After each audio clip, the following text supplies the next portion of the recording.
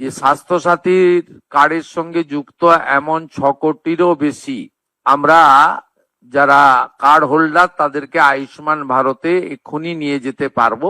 আয়ুষ্মান ভারতে ইতিমধ্যে এনরোলমেন্টের কাজ শুরু হয়েছে।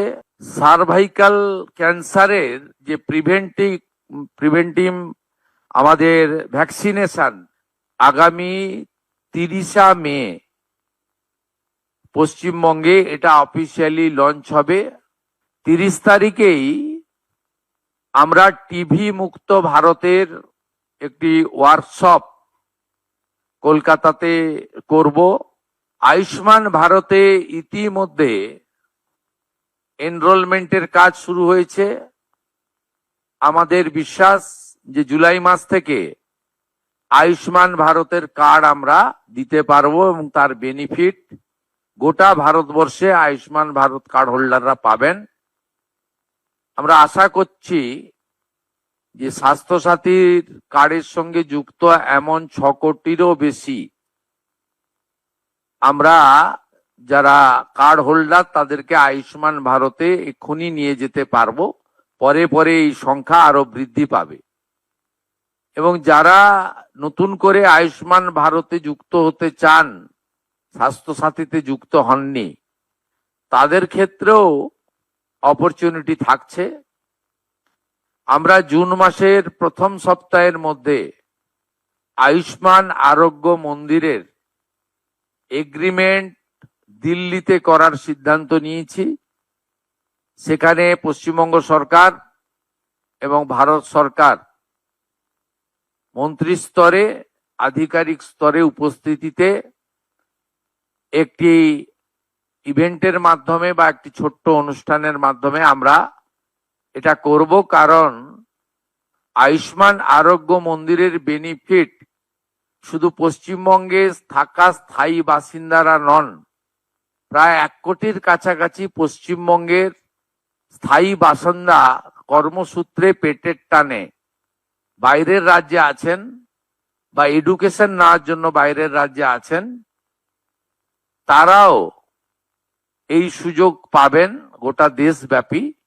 সেই এগ্রিমেন্ট আমরা জুন মাসের প্রথম সপ্তাহে দিল্লিতে করার সিদ্ধান্ত নিয়েছি।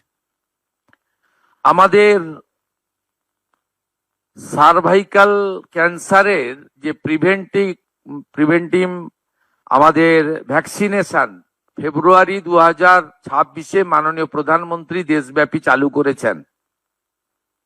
পশ্চিমবঙ্গে 7 লক্ষের বেশি ডোজ ভারত সরকার তারা দিতে চান। আমাদের এই 14 থেকে 15 বছরের আমাদের বোনেদের বা বালিকাদের, তাদেরকে আমরা এইটা দিতে পারি, যেটা ভারতবর্ষের অন্যান্য রাজ্যে কমপ্লিট হয়ে গেছে। আগামী 30 মে পশ্চিমবঙ্গে এটা অফিসিয়ালি লঞ্চ হবে।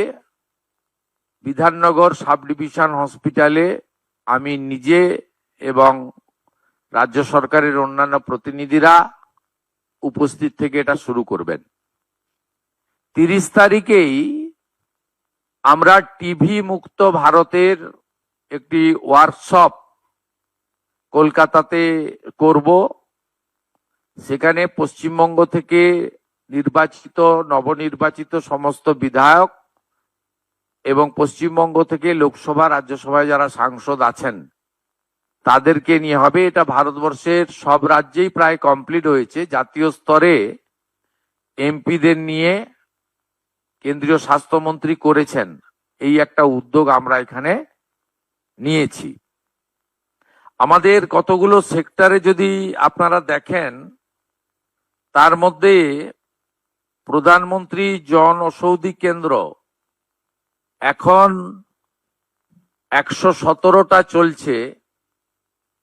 আমরা 467, একটাও চলে না এখন, চলে। হ্যাঁ, আমরা প্রধানমন্ত্রী জনঔষধি কেন্দ্র মোট 468টা করার প্রস্তাব, 469টা করার প্রস্তাব ভারত সরকারকে দিয়েছি। যাতে block health centre, BPHC, sub division hospital এবং ডিস্ট্রিক্ট হসপিটাল কভার করবে।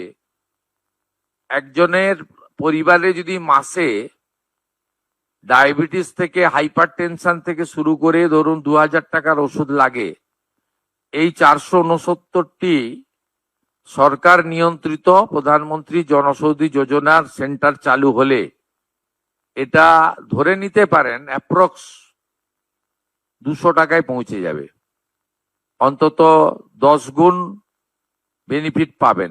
এর সাথে অমৃত প্রকল্পে 50 থেকে 80% ছাড়ে ওষুধ, দুরারোগ্য ব্যাধির ওষুধ বিতরণ কেন্দ্র আমরা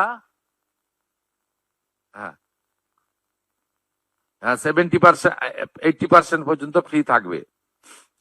আমাদের বিগত সরকারের প্রপারলি মনিটরিং না করার ফলে নবজাতক যাদের বয়স 5 বছর, সেই 5 বছরের নিচে এখানে মৃত্যু হার অনেক বেশি। বিশেষ করে কলকাতা, মুর্শিদাবাদ, পূর্ব বর্ধমান, বীরভূম, মালদা ইত্যাদি জেলাগুলির রিপোর্ট অ্যালার্মিং। এই বিষয়ে আমরা সিদ্ধান্ত গ্রহণ করেছি এবং আমাদের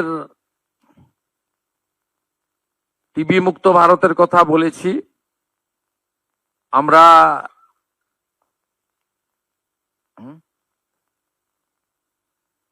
ঠিক আছে, আমাদের ন্যাশনাল ল্যাপ্রোসি ইরাডিকেশন প্রোগ্রামে দেশের তুলনায় আমাদের রাজ্যের অবস্থা মোটেই ভালো নয়। আমাদের 7টা ডিস্ট্রিক্ট আছে যেখানে এই রেট জাতীয় গড়ের থেকে অনেক হাই। বীরভূম, বাঁকুড়া, বীরভূম, ঝাড়গ্রাম,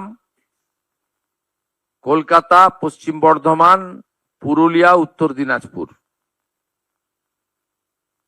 এই জায়গাগুলোতে বিশেষ জোর দেওয়ার সিদ্ধান্ত আমাদের এখানে আমরা করতে পেরেছি।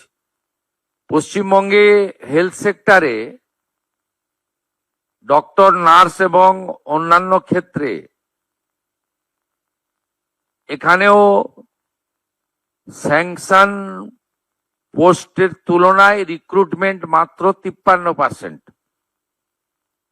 এটাও আমরা দ্রুততার সঙ্গে আগামী 3 মাসের মধ্যে রিক্রুটমেন্ট পলিসিতে স্বচ্ছতা এনে আমরা মাত্র 53% অ্যাচিভমেন্ট আছে। এটাও জাতীয় গড়ের থেকে অনেক নিচে, যেখানে 98% প্রায় জাতীয় গড়। পশ্চিমবঙ্গে এই হেলথ সেক্টরে রিক্রুটমেন্ট বিভিন্ন সেন্ট্রাল প্রজেক্টে, সেন্ট্রাল মানে স্পন্সর প্রজেক্ট বা আমাদের স্টেট সেন্ট্রালের যৌথ প্রজেক্টে 53% মাত্র হয়েছে, সেটাও আমরা কথা বলেছি।